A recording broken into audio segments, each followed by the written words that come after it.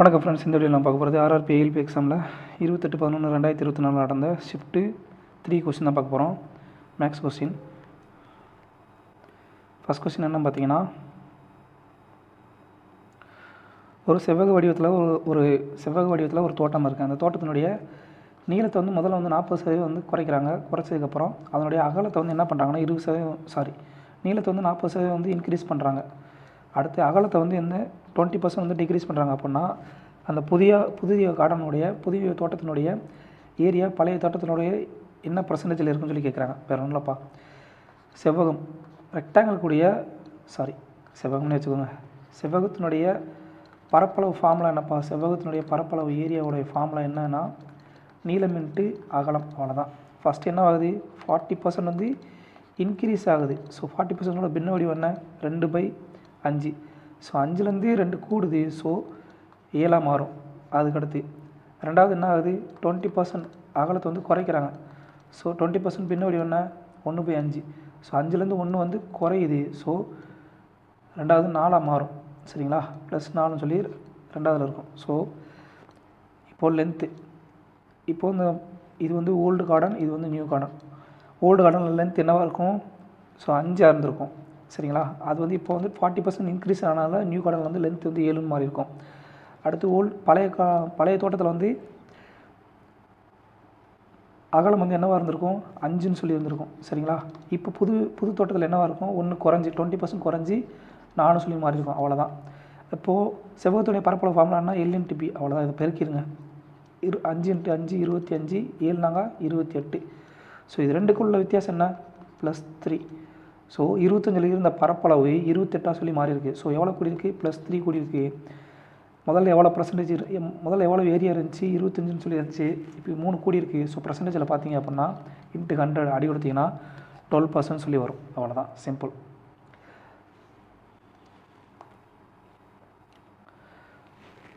அடுத்த கொஸ்டின், அதாவது 7 மற்றும் 11 ஒரு நம்பர் வந்து கம்ப்ளீட்டாக டிவிஸ் ஆகக்கூடிய நம்பர் என்னன்னு சொல்லி கேட்குறாங்க. ஸோ ஃபஸ்ட்டு டிவிசிபிலிட்டி ஆஃப் 7க்கு வந்து என்ன ரூல் அப்படின்னு பார்த்தீங்கன்னா, இப்போ உதாரணமாக சொல்கிறேன். டிவிசிபிலிட்டிக்கு என்ன ரூல் அப்படின்னா, இப்போ உதாரணமாக ஒரு நம்பர் 343 எடுத்துக்கிறோம். இந்த நம்பருடைய கடைசி டிஜிட் இருக்கு இல்லையா, இதை வந்து மல்டிப்ளை பண்ணுங்கள். 2ஆல் மல்டிப்ளை பண்ணுங்கள். அதோட மீதி இருக்கிற டிஜிட் என்ன? இந்த 34 வந்து கழிச்சிங்க அப்படின்னா வரக்கூடிய புது நம்பர் 34 - 6 28 சொல்லி வரும். ஸோ இந்த எண் வந்து 7ஆல் வகுப்படுமே. ஆனால் இந்த என்டையர் நம்பரும் வந்து 7ஆல் வகுப்படும். சரிங்களா? இது வந்து ஒரு மெத்தட். இது ஒரு மெத்தட் 7ஆல் வகுப்படுறதுக்கு ஒரு மெத்தட். ரெண்டாவது மெத்தட் என்னென்னா, இப்போ 343. சரிங்களா? இப்போ இந்த கணக்குப்படி பார்ப்போம். இங்கே 1771 சொல்லி நம்பர் இருக்கையா, இது வந்து என்ன பண்ண போகிறீங்கன்னா, கடைசியிலேருந்து 3 டிஜிட்டாக வந்து இந்த நம்பரை வந்து பிரிங்க. 3 டிஜிட்டாக பிரிங்க. இப்போ ஃபஸ்ட்டு 3 டிஜிட்டை பிரிச்சிட்டோம். அடுத்து மிச்சம் ஒரு டிஜிட் தான் இருக்குது. சரிங்களா? அப்போது இந்த ரெண்டுக்குள்ள வித்தியாசத்தை பாருங்கள். 771 -1. இது ரெண்டுக்குள்ள வித்தியாசம் என்னவோ அது வந்து 7ஆல் வகுப்படுமே. ஆனால் இந்த என்டையர் நம்பர் வந்து 7ஆல் வகுப்படும். ஸோ இது வந்து 7ஆல் வகுப்படும். பார்த்தீங்கன்னா 110ன்னு சொல்லி வரும். இந்த மாதிரி 2 விதமாக வந்து பார்க்கலாம். ஒன்று, ஃபஸ்ட்டு லாஸ்ட் டிஜிட்டை வந்து 2ஆல் பெருக்கி மீதி இருக்க டிஜிட்டோட மைனஸ் பண்ணிங்கன்னா வரக்கூடிய புதிய எண்ணெய் வந்து 7ஆல் வகுப்படுமே. ஆனால் இந்த என்டையர் நம்பர் வந்து 7ஆல் வகுப்படும். அதுக்கடுத்து இருக்கிற நம்பர் வந்து 3 டிஜிட்டாக, இப்போ 4 5 தசமம் 6 தசமம் அப்படி பெரிய நம்பராக இருந்துச்சு அப்படின்னா 3 டிஜிட்டாக பிரிச்சுட்டு போங்க. 3 டிஜிட்டாக பிரித்ததுக்கப்புறம் இந்த 2 செட்டுக்குள்ள வித்தியாசம் என்னவோ அது வந்து அந்த எண் வந்து 7ஆல் வகுப்படுமே. ஆனால் இந்த என்டையர் நம்பர் வந்து 7ஆல் வகுப்படும். சரிங்களா? இது ஒரு ரூல். அப்புறம் 11ஆல் வகுப்படுறதுக்கு என்ன ரூல் அப்படின்னா, கொடுக்கப்பட்ட நம்பரினுடைய ஆட் டிஜிட், சரிங்களா, ஒற்றை இலக்கத்தில் இருக்கக்கூடிய எண்களும் ஈவன் டிஜிட்டில் இருக்கக்கூடிய இரட்டை இலக்கங்களில் இருக்கக்கூடிய எண்களுடைய வித்தியாசம் எய்தர் 0வாக இருக்கணும் அல்லது 11 மல்டிபிளாக இருக்கணும். மல்டிபிள் ஆஃப் 11 இருக்கணும். அப்படி இருந்தால் மட்டும்தான் அந்த எண் வந்து 11ஆல் வகுப்படும். அதாவது அப்படி பார்த்தீங்கன்னா அந்த கணக்கில் வந்து கொடுக்கப்பட்ட எல்லா நம்பருமே வந்து இங்கே பாருங்கள், 3 + 1 4, 0 + 4. ஸோ 4 - 4 0. ஸோ இந்த நம்பர் வந்து 11ஆல் வகுப்படும். இந்த நம்பரு 3 + 2 5, 5 + 9 வகுத்தீங்க அப்படின்னா 6 - 9. ஸோ -2க்குள்ள டிஃப்ரென்ஸ் 3 சொல்லி வரும். இது வந்து 11ஆல் வகுப்படாது. அவ்வளோதான். போத் ரெண்டுலேயுமே 7லேயும் 11 வகுப்படக்கூடிய நம்பர் கேட்டிருக்காங்க. அடுத்து இங்கே பாருங்கள் 8, 2 கூட்டல் 8 10, 6 கூட்டல் 4 10. ஸோ 10 - 10 0ன்னு வந்துருச்சு. ஸோ இந்த நம்பர் வந்து 11 வகுப்படும். இங்கே 1 கூட்டல் 7, 7 கூட்டல் 1. ஸோ 8 - 8 0. இந்த நம்பர் வந்து 11 வகுப்படும். சரிங்களா? ஆனால் 7ஆல் வகுப்படக்கூடிய நம்பர் என்ன பார்த்தீங்கன்னா 171. ஸோ 1 வந்து என்ன சொன்னோம், இந்த கடைசி டிஜிட் வந்து 2ஆல் பெருக்குங்க. பெருக்கிட்டு மீதி இருக்க டிஜிட்டோட வந்து கழிச்சிங்க அப்படின்னா 177 கழிச்சிங்கன்னா வரக்கூடிய ஆன்சர் 175. இந்த புதிய எண் 7ஆல் வகுப்படுமா அப்படின்னா ஆமாம் வகுப்படும். 7 14, மிச்சம் 3 இருக்கும் 35, 5 35. ஸோ இது வந்து 7ஆல் வகுப்படுது. அப்போது இந்த என்டையர் நம்பர் வந்து 7ஆல் வந்து வகுப்படும். அவ்வளோதான். ஸோ 7ஆலையும் 11ஆல் வகுப்படக்கூடிய ஒரே நம்பர் 1771 தான். சிம்பிள். இந்த ரூல் மட்டும் தெரிஞ்சுக்கோங்க. 7ஆல் வகுப்படுறதுக்கான ரூல் 2 ரூல் இருக்குது. 11ஆல் வகுப்படக்கூடிய ரூல் வந்து 2 ரூல் இருக்குது. சப்போஸ் இந்த 171 இல்லாமல் வேறு ஏதோ பெரிய நம்பர் இருந்துச்சு அப்படின்னா அப்போ உங்களால் பண்ண முடியல அப்படின்னா மறுபடியும் இந்த 177 என்ன பண்ண போகிறீங்க, மறுபடியும் இன்னும் டிஜிட்டில் எடுங்க. 7 14, சாரிங்க 177, சாரி வரக்கூடிய புது நம்பர் என்ன 175. ஸோ 175 வந்து 175 இல்லாமல் வேறு நம்பர் ஒரு 586 அந்த மாதிரி சம்திங் ஏதோ பெரிய நம்பராக இருந்துச்சு அப்படின்னா அது என்ன பண்ணுங்க, மறுபடியும் வந்து இன்னொரு டிஜிட் இருக்குங்க.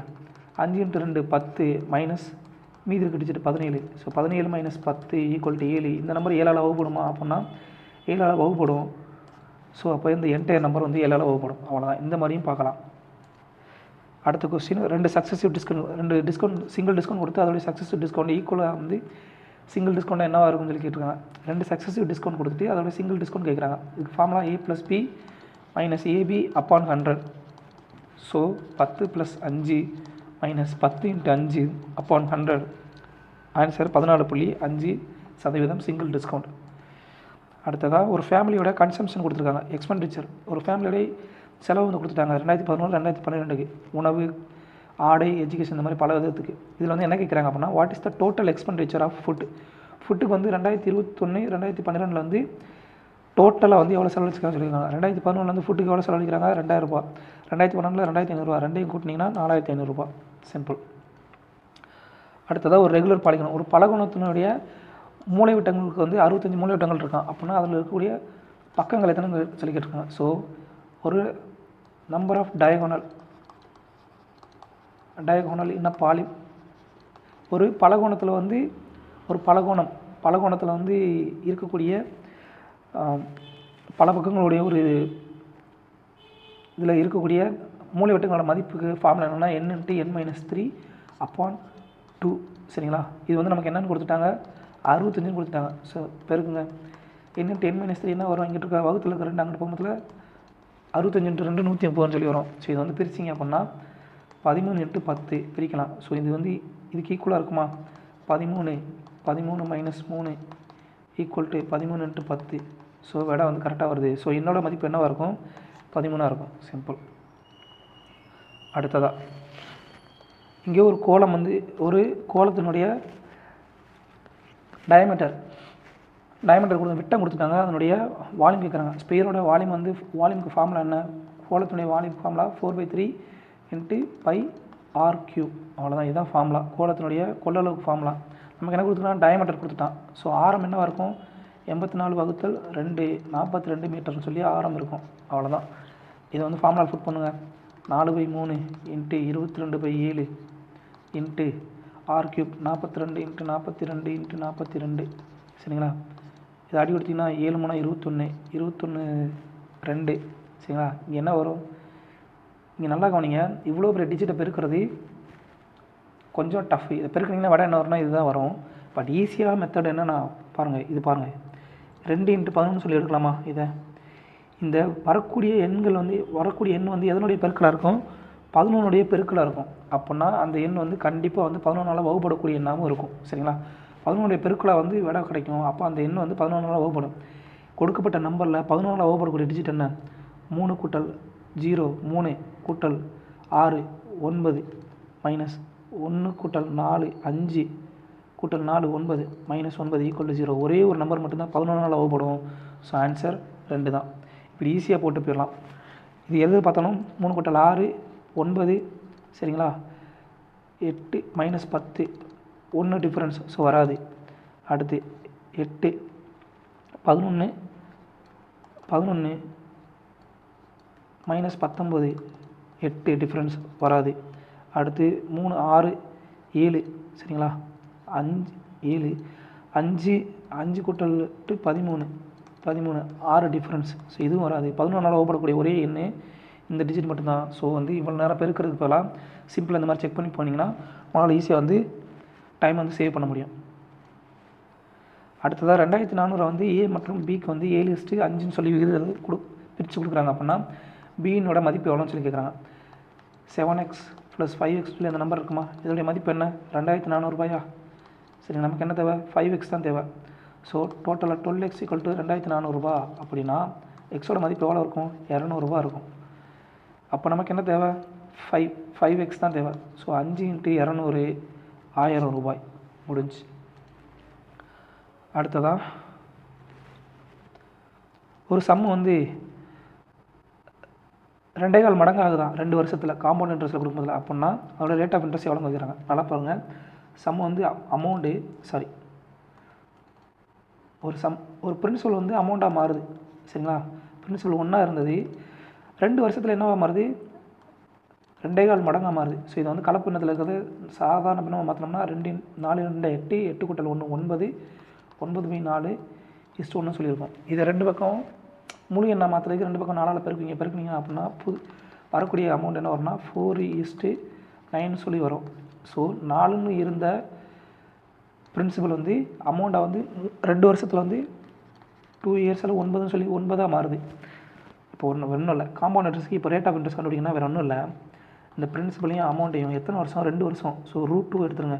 இதே 3 வருஷம் இருந்துச்சுன்னா 3 இயர்ஸ் அப்படின்னா √3ன்னு சொல்லிவிடுங்க. இதே 4 வருஷம்னா √4ன்னு சொல்லிவிடுங்க. சரியா, 4 இயர்ஸுக்கு √2 சரியா. அப்போது √2 4:9 அப்படின்னா இது சுருக்குனிங்க அப்படின்னா 2 3ன்னு சொல்லி வரும். இது 2க்குள்ள வித்தியாசம் என்ன 1. ஸோ 2ன்னு இருந்த பங்கு அமௌண்ட்டாக 2 வருஷத்தில் எவ்வளோ மாறுது 3ஆக சொல்லி மாறுது. ஸோ எவ்வளோ கூடியிருக்கு 1 கூடியிருக்கு. ஆரம்பத்தில் இருந்தது 2 × 100 ரேட் ஆஃப் இன்ட்ரெஸ்ட் எவ்வளவு 50% முடிஞ்சு. அடுத்ததாக ஒரு டவுனில் வந்து 50,000 பாப்புலேஷன் மக்கள் தொகை வந்து 50,000 இருந்திருக்கு 1988.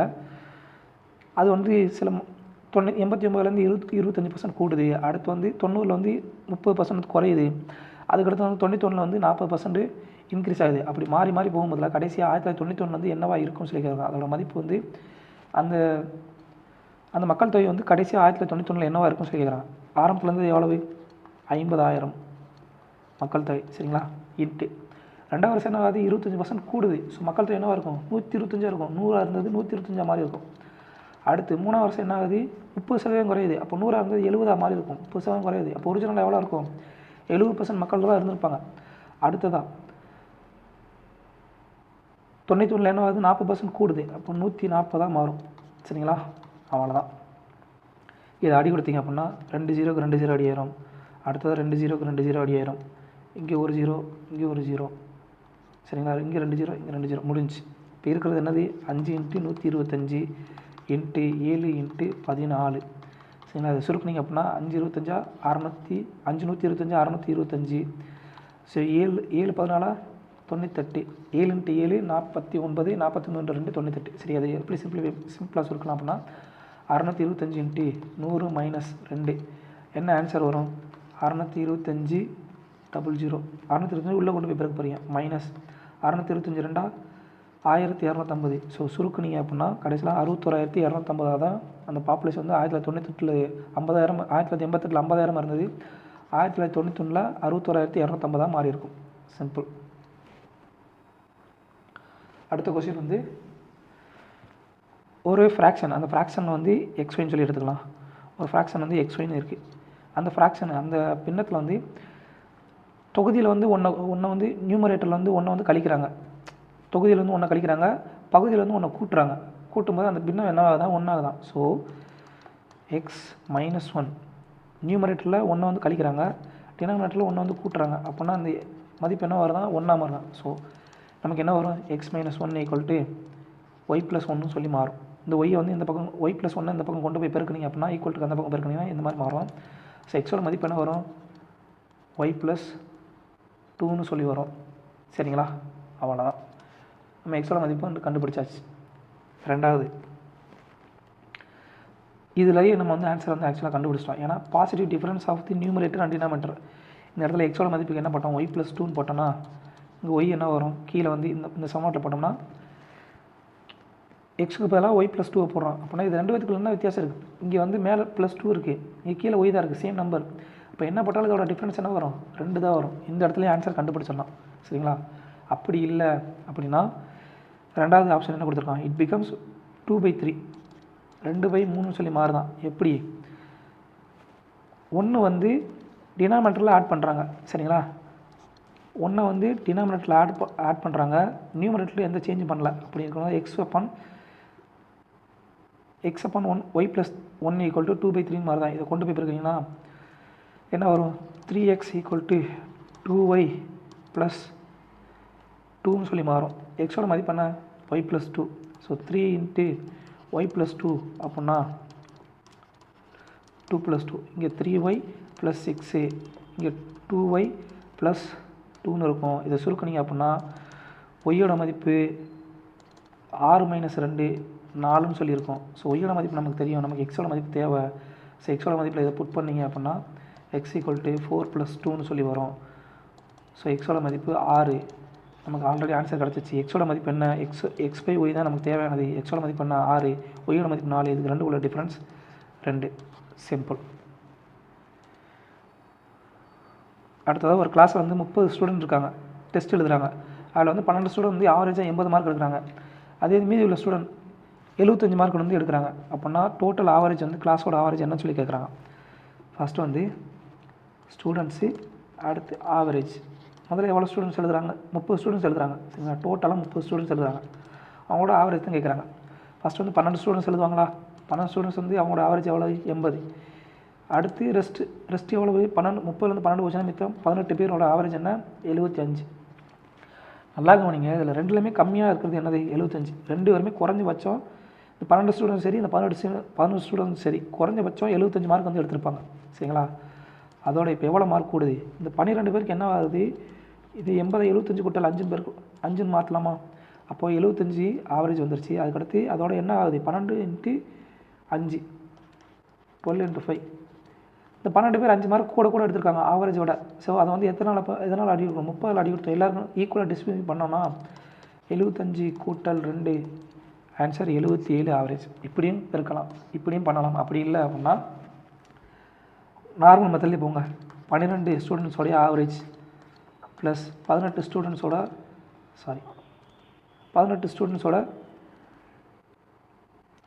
ஆவரேஜ், இது ரெண்டும் 30 ஸ்டூடெண்ட்ஸோட ஆவரேஜுக்கு ஈக்குவலாக இருக்கும். அவ்வளோதானே? நல்லா கவனிங்க, இது ஒரு நம்பர், இது ஒரு நம்பர், இது ஒரு நம்பர். சரிங்களா? இதில் எல்லாத்துலேயும் அடி கொடுக்குற மாதிரி எந்த நம்பர் இருக்குது? 6ஆல் அடி கொடுக்கலாமா? அடி கொடுத்தீங்கன்னா 2 12.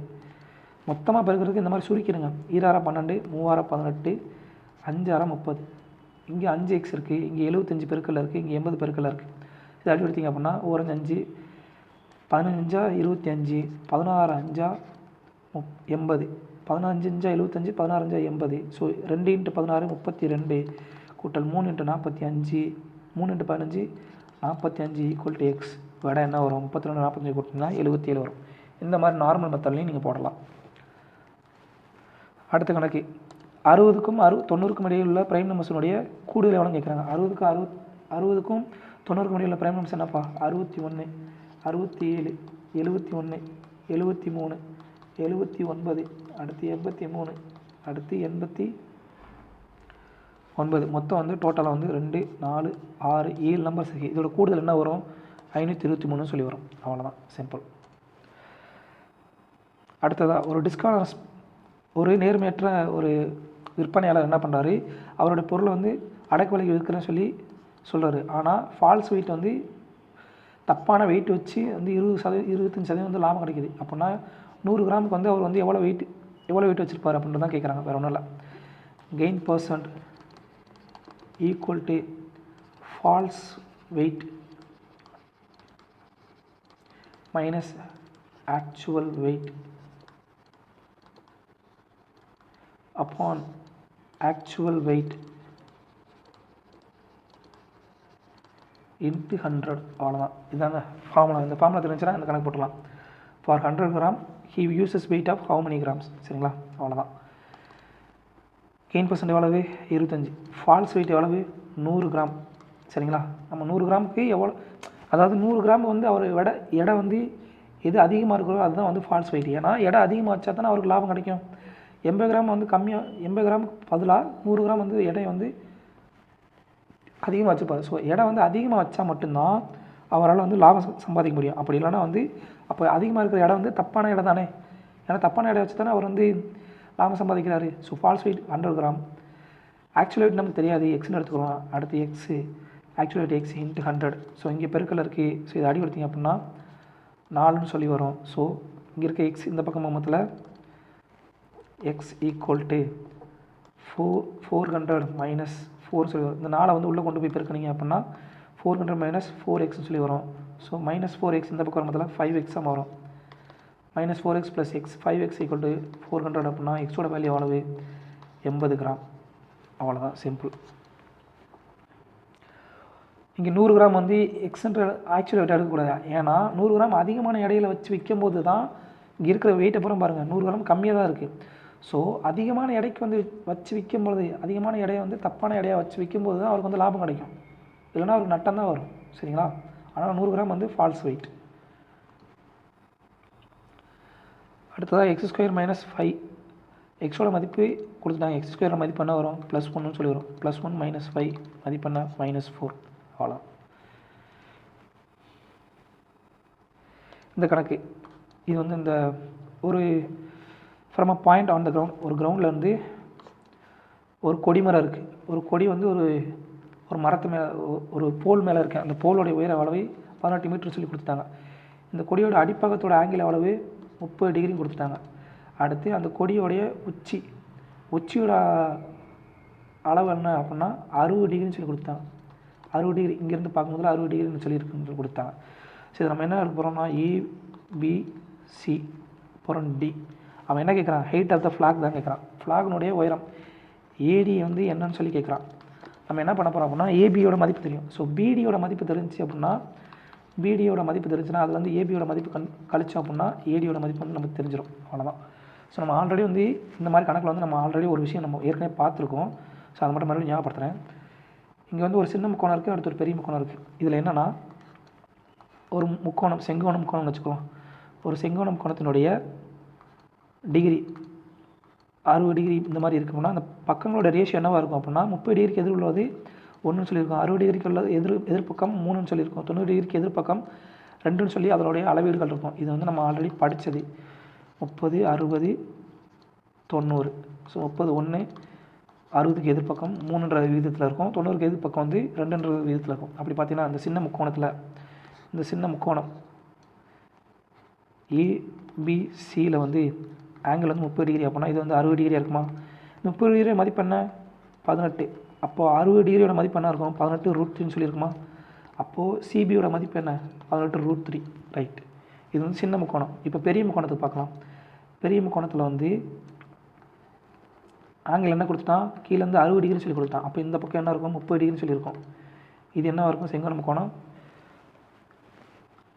ஸோ 60 டிகிரிக்கு எது பக்கம் என்ன? இங்கே சிபி, இது வந்து டி. சரிங்களா, 60 டிகிரிக்கு என்ன எதிர்பக்கம் என்ன? 18√3ன்னு சொல்லியிருக்கா.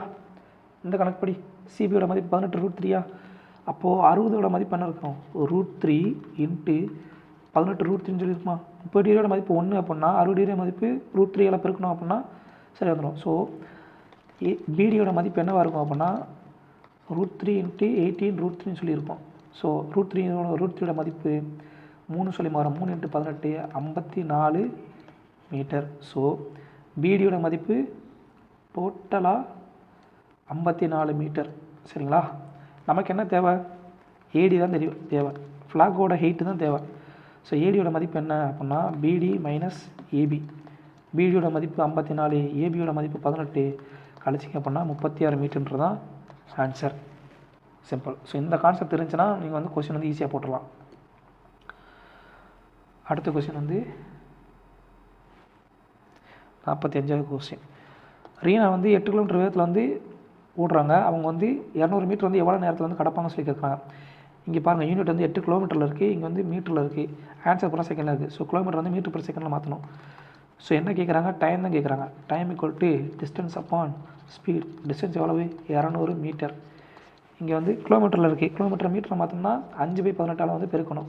5/18 பெருக்குனீங்க அப்படின்னா 200. இங்கே இருக்க வகுத்தில் இருக்கக்கூடிய 18 வந்து மேலே போகும்போதெல்லாம் பெருக்கலாம் ஆயிரும். இன்ட்டு 18 அப்பான் 8 5 40 அடி கொடுத்தீங்க அப்படின்னா 5 5 18 90 செகண்ட்ஸ் முடிஞ்சு. அடுத்ததாக ஒரு குரூப் ஆஃப் பீப்புள். அந்த குரூப் ஆஃப் பீப்புள் வந்து ஆண்கள், பெண்கள், அப்புறம் குழந்தைகள் இருக்காங்க.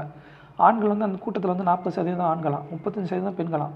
மீதி வந்து சில்ட்ரன்ஸ் ரிமைனிங் வந்து 20 ரிமைனிங் எவ்வளோ இருப்பாங்க, 40 கூட்டல் 35 75 பேர். 75% போக மீதி எவ்வளோ இருக்கும், சில்ட்ரன்ஸ் வந்து 25% வந்து இருப்பாங்க. சரிங்களா. இந்த 25% சில்ட்ரன், இவங்களோட ஆவரேஜ் வெயிட் கொடுத்தாங்க. ஆண்களுக்கு வந்து 70 கிலோ, பெண்களுக்கு 60 கிலோ, குழந்தைகளுக்கு 30 கிலோ. அப்படின்னா அந்த குரூப்னுடைய ஆவரேஜ் வெயிட் கேட்குறாங்க. ஆவரேஜ் வெயிட் என்ன, total weight upon total number of person. சரிங்களா, ஈக்குவல் டு ஆவரேஜ் வெயிட். இப்போது நம்ம உதாரணத்துக்கு இந்த குரூப்பில் வந்து 100 பேர் இருக்காங்கன்னு சொல்லி எடுத்துக்கிறோம். அப்படின்னா 100 பேர் இருக்காங்கன்னு வச்சுக்கோங்க. மென்னு, விமனு, அப்புறம் சில்ட்ரன். ஆண்கள் வந்து 40 பேர் இருப்பாங்களா, 40%. பெண்கள் 35%, 35 பேர் இருப்பாங்களா. அடுத்து சில்ட்ரன்ஸ் எவ்வளோ இருப்பாங்க, மீதி 40 கூட்டல் 75 மீதி எவ்வளோ இருப்பாங்க, 25 பேர் இருப்பாங்க. இப்போது இது வந்து நம்பர் ஆஃப் பர்சன்ஸ். எடுத்து ஆவரேஜ் வெயிட் எவ்வளோ இருக்குது, ஆண்களுக்கு வந்து ஆவரேஜ் வெயிட் வந்து 70 கிலோன்னு சொல்லியிருக்கு. பெண்களுக்கு வந்து எவ்வளோ இருக்குது, 30 கிலோன்னு சொல்லியிருக்கு. 60 கிலோ. பெண்களுக்கு வந்து 60 கிலோன்னு சொல்லியிருக்கு, குழந்தைகளுக்கு வந்து 30 கிலோன்னு சொல்லியிருக்கு. சரிங்களா, ஒன்றும் இல்லை, இது எல்லாத்தையும் சுருக்குங்க முதல்ல. ஸோ புதுசாக கிடைக்கிறது என்ன கிடைக்கும் அப்படின்னா, ஒரு நிமிஷம், புதுசாக நமக்கு என்ன கிடைக்கும் அப்படின்னா, இது போல் சுருக்குனீங்க அப்படின்னா 5 அடி கொடுத்தீங்க அப்படின்னா 8 7 5ன்னு சொல்லியிருக்கோம். ஸோ மென்னு, விமனு, சில்ட்ரனுடைய ரேஷியோ நம்பர் வந்து எவ்வளோ இருக்குன்னா 8:7:5ன்னு இருக்கும். அடுத்து ஆவரேஜ் வெயிட் எவ்வளோ இருக்கும்னா 10 அடி கொடுத்தீங்க அப்படின்னா 7:6:3 சொல்லியிருக்கோம். இது ரெண்டையும் பெருக்கி நம்பர்ஸால் வகுத்துட்டிங்க அப்படின்னா, ஸோ நம்பர் ஆஃப்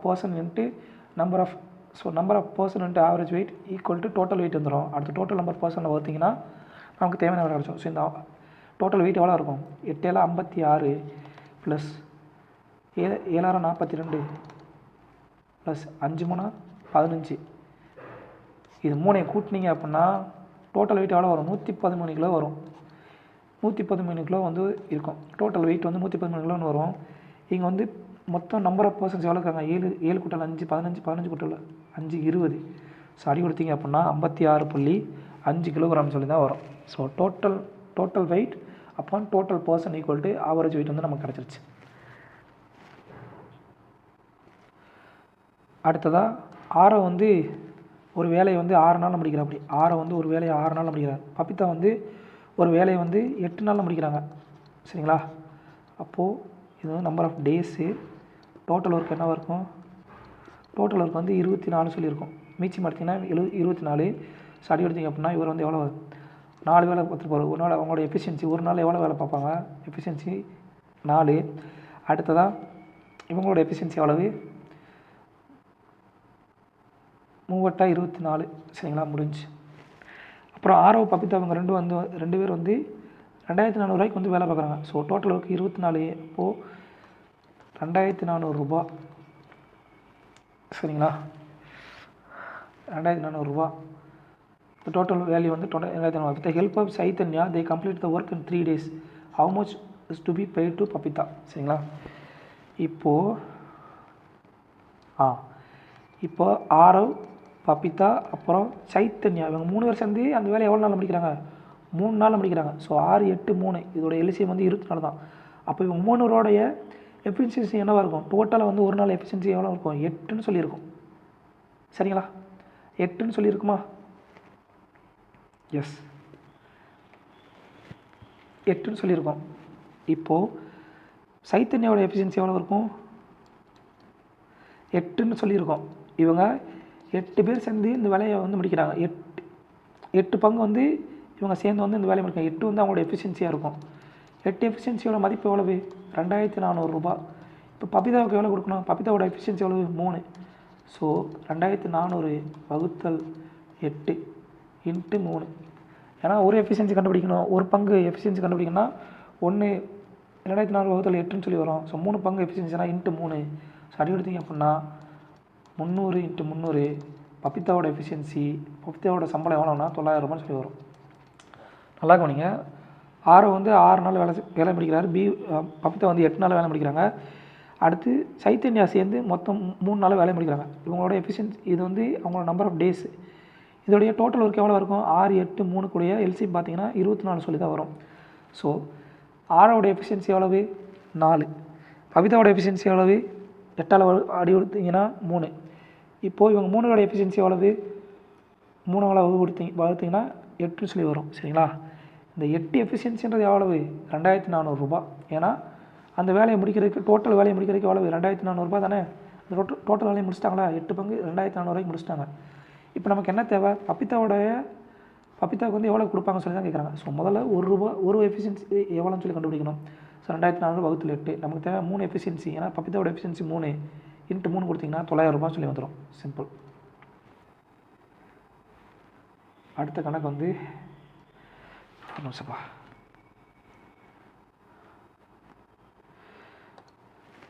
ஒரு கியூபினுடைய டயகனலோடைய ஸ்கொயரோட மதிப்பு எவ்வளோ அப்படின்னா, ஒரு கியூபினுடைய மூலைவட்டத்துடைய வர்க்கத்துடைய மதிப்பு 2175 சென்டிமீட்டர் ஸ்கொயர்னு சொல்லி கொடுத்துட்டாங்க.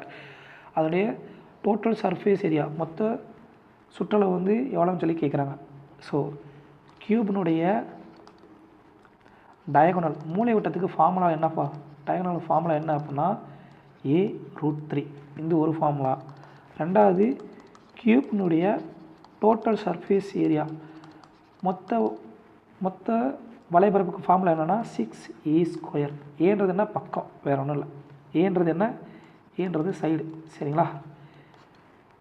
இப்போ வந்து நமக்கு வந்து கணக்கில் என்ன கொடுத்துட்டா, இந்த டயகனலோடைய ஸ்கொயரோட மதிப்பு அக்கார்டிங் டு கொஸ்டின். சரிங்களா? டயகனலோடைய ஸ்கொயரோட மதிப்பு என்ன கொடுத்துட்டான்?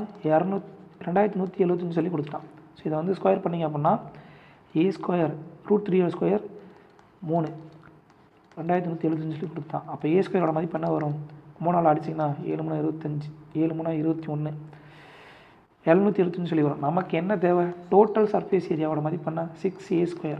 ஸோ 6A² = 6 × 725 பெருக்கினீங்கன்னா என்ன வரும்? 4350 சென்டிமீட்டர் ஸ்கொயர்னு சொல்லி வரும். இவ்வளோ தான் ஆன்சர். முதல்ல கியூபோட மூலைவட்டத்துக்கான ஃபார்முலா A√3, கியூபினுடைய மொத்த வலைபரப்புக்கு ஃபார்முலா 6A². இந்த 2 ஃபார்முலா தெரிஞ்சால் தான் இந்த கணக்கு போட முடியும். அடுத்த கணக்கு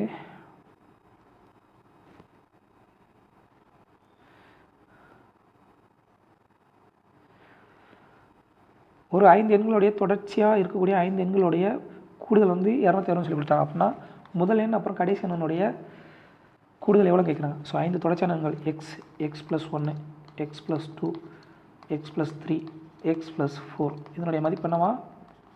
இது எல்லாத்தையும் கூட்டினீங்க அப்படின்னா எவ்வளோவா? 260 தான். இது கூட்டினீங்க அப்படின்னா 5x + 10 = 260 சொல்லி வரும். ஸோ 5xோட மதிப்பு 250 சொல்லி வரும். எக்ஸோட மதிப்பு 50. நமக்கு என்ன தேவை? ஃபஸ்ட் நம்பரையும் லாஸ்ட் நம்பரையும் கூட்டணும். ஸோ ஃபஸ்ட் நம்பர் என்ன? எக்ஸ், லாஸ்ட் நம்பர் என்ன? x+4 கூட்டினீங்கன்னா 2x+4ன்னு சொல்லியிருக்கோம். எக்ஸோட மதிப்பு 50. ஸோ 2 × 50 கூட்டல் 4 104 சொல்லி வரும். சிம்பிள். அடுத்ததாக இதனுடைய வேல்யூ கேட்குறாங்கப்பா, வேறு ஒன்றும் இல்லை. இந்த மாதிரி இது என்ன இருக்குது? √2 இருக்குது. இங்கே √3 இருக்குது. ஸோ √3 இருந்தால் இதில் வந்து 3 × 3 மடங்காக இருக்கக்கூடிய பொருட்களை அப்புறம் எடுத்துக்கலாம். சரிங்களா? இங்கே வந்து எத்தனை இருக்குது பாருங்கள். இங்கே 2ஓட கியூப் என்ன? இங்கே 8 வந்து என்னவா மாற்றலாம்? 2ஓட கியூப்னு சொல்லி மாற்றலாம். இங்கே 2 4 6 6 6 6 6 சைவர் இருக்குது. ஸோ 3ஆல் அடி கொடுத்தீங்க அப்படின்னா 2 சைவர் சொல்லி வரும். சரிங்களா? வெளியில் எடுத்திங்கன்னா இது இந்த மாதிரி மாற்றலாம். இன்ட்டு கியூப் இந்த மாதிரி மாற்றலாம். ஸோ 2 × 100 தான் இதோட மதிப்பு. ஸோ 8க்கு 8 என்ன மாற்றலாம்? 2 கியூப் மாற்றலாம். 2 கியூப்னா 2 வந்து ஒரு 2 வெளியே எடுத்துடலாம். இங்கே வந்து 6 டிஜிட் இருக்குது, 6 0 இருக்குது. ஸோ அதுக்கு பதிலாக வந்து 2 0 வந்து வெளியே எடுத்துடலாம். 2 0 × 100, 2 0 வந்து × 1 100ன்னு சொல்லி எடுக்கலாம். அடுத்து இங்கே வந்து 4 தசமஸ்தானம் இருக்குது. 4 தசமஸ்தானம் இருக்குன்னா வெளியில் இருக்கும்போதில் ஸ்கொயர் ரூட்டில் இருக்கனால வெளியில் இருக்கும்போதில் 2 தசமஸ்தானம் அட்லீஸ்ட் வரணும். சரிங்களா, 2 தசமஸ்தானத்தில் வரணும். இங்கே 16 வந்து எதோடைய ஸ்கொயர்? 4 ஸ்கொயர். ஸோ 4 2 தசமஸ்தானத்தில் முடியணும். ஸோ 0.04. ஸோ 0.04 இன்ட்டு 200 என்ன வரும் அப்படின்னா 800 சொல்லி வரும். 2 தசமஸ்தானம் கழிச்சு புள்ளி இருக்குது. ஸோ 2 தசமஸ்தானம் கழிச்சு புள்ளி வச்சிங்க அப்படின்னா ஆன்சர் 8. இப்படியும் போடலாம். அப்படி இல்லைனா இது இந்த மாதிரி சிம்பிளை பண்ணிக்கோங்க. 16 இங்கே எத்தனை தசமம் இருக்குது? 4 தசமம் இருக்குது. ஸோ 4 சைவர் போட்டுக்கோங்க. முன்னாடி ஒரு 1 போட்டுக்கோங்க. ஸோ மதிப்பு என்ன? √ இன்ட்டு இங்கே ஆல்ரெடி வந்து நம்ம வந்து 200 சொல்லி நம்ம வந்து எடுத்துட்டோம். ஸோ இதை அடி கொடுத்தீங்க அப்படின்னா என்ன வரும்? √ எடுத்திங்கன்னா 4 இன்ட்டு 100 4 சைவரத்துக்கு 2 சைவர் வந்து வெளியே வரும். ஏன்னா ஸ்கொயர் ரூட்டில் இருந்துச்சியா. ஸோ இன்ட்டு 200 என்ன வரும்? அடி கொடுத்தீங்க அப்படின்னா 200 0 அடி ஆயிரும். 4 இன்ட்டு 2 8. இதுதான் ஆன்சர். ஸோ அவ்வளோதான் ஃப்ரெண்ட்ஸ். தேங்க்யூ.